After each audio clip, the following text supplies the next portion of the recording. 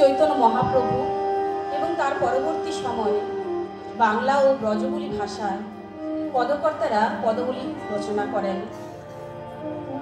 আপনারা জানেন যে নদিয়া, হুগলি, বীরভূম, মুর্শিদাবাদ, মালদহ, বিহার এবং পূর্ববঙ্গের কিছু অঞ্চল জুড়ে প্রাচীন মুর্শিদাবাদ চাকলা।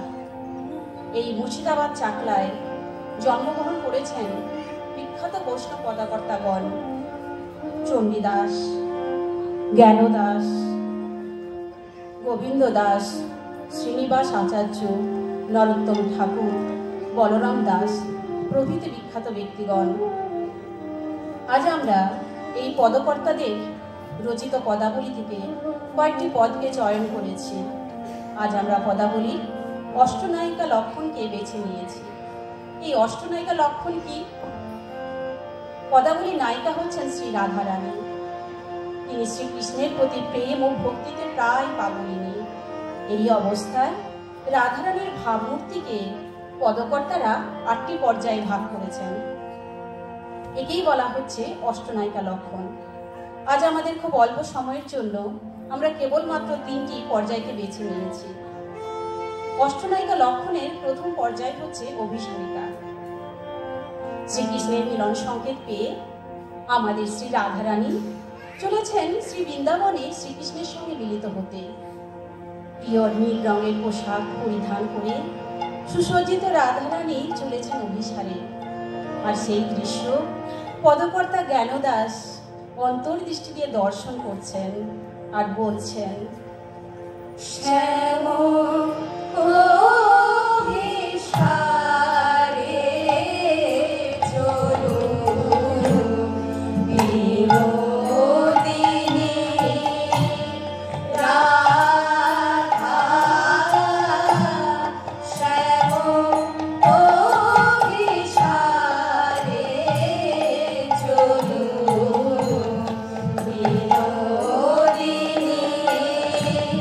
Radha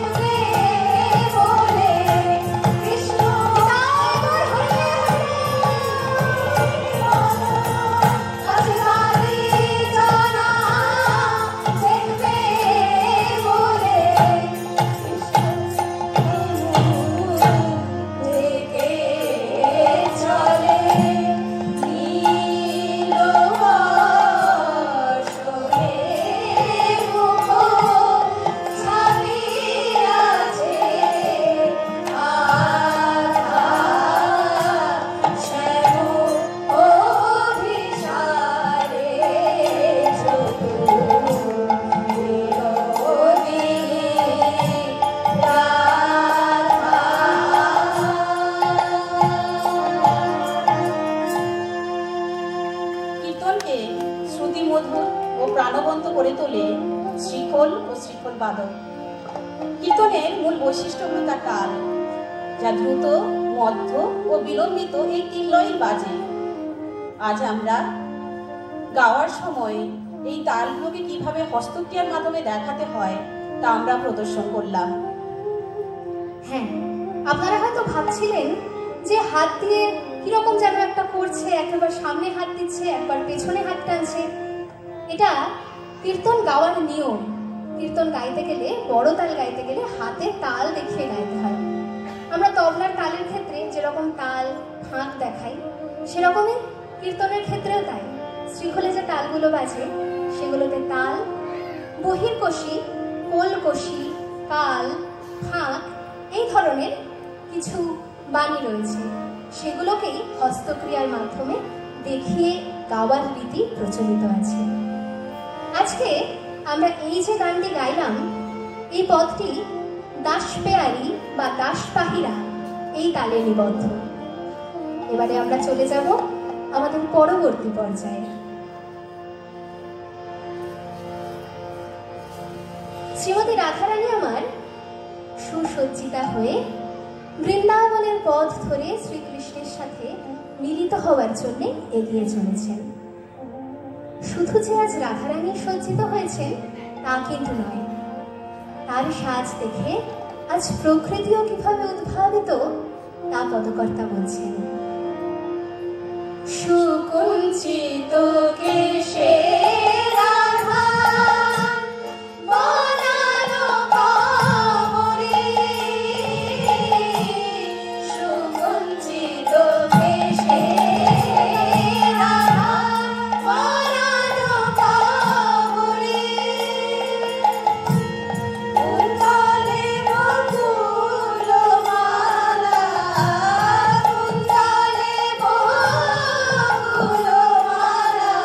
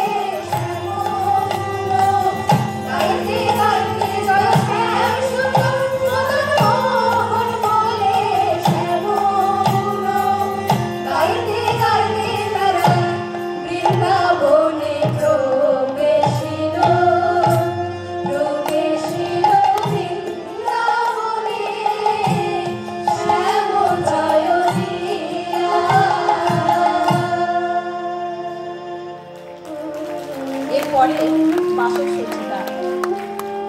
এখানে শ্রী রাধারানী কুঞ্জে পৌঁছে কুঞ্জকে সুন্দর করে সাজাচ্ছেন, যাতে তার প্রান্তীয় শ্রীকৃষ্ণ এসে মোহিত হয়ে যায়। কুঞ্জ সাজিয়ে শ্রী রাধারানী অপেক্ষা করছেন। সখীদের অনেক কথা কানে ভেসে আসছে, আর এইসব কথা শুনে রাধারানী চিন্তায় উৎকণ্ঠায় অস্থির। এর বর্ণনাগুলো আমরা পাই উৎকণ্ঠিতা পর্যায়ে। এইভাবে অপেক্ষায় প্রায় রাত শেষ হতে চলেছে। এই সময় রাধারানীর ভাবমূর্তিগুলো